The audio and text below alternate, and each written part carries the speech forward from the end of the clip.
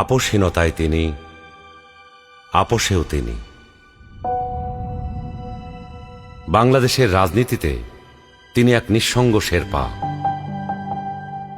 এরশাদের স্বৈরশাসনের বিরুদ্ধে সদ্য রাজনীতিতে এসে তিনি গণতন্ত্রের প্রশ্নে অবিস্মরণীয় ভূমিকা রেখে ভূষিত হলেন আপোষহীন নেতৃত্বে।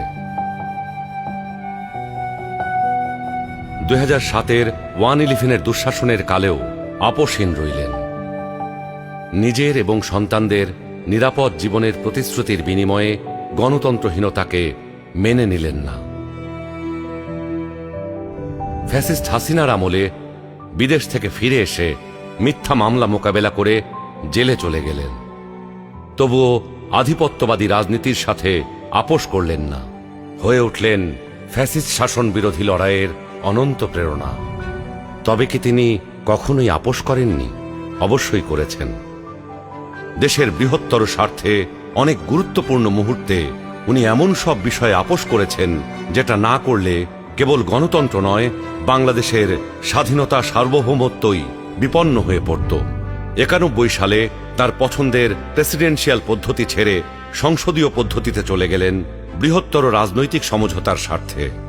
বিরোধী দলের দাবির প্রতি শ্রদ্ধা জানাতে 96 সালে নির্বাচন করে অল্প কয়েকদিনের জন্য সংসদ অধিবেশনে বসে তত্ত্বাবধায়ক সরকার সংবিধানে যুক্ত করে ক্ষমতা ছেড়ে নির্বাচন দিয়ে বিরোধী দলে গিয়ে বসেন। 2008-এ একপেশে এবং অসমান নির্বাচনী ক্ষেত্রের কারণে পরাজয় নিশ্চিত জেনেও নির্বাচনে অংশ নেন গণতান্ত্রিক ধারাবাহিকতা রক্ষার জন্য।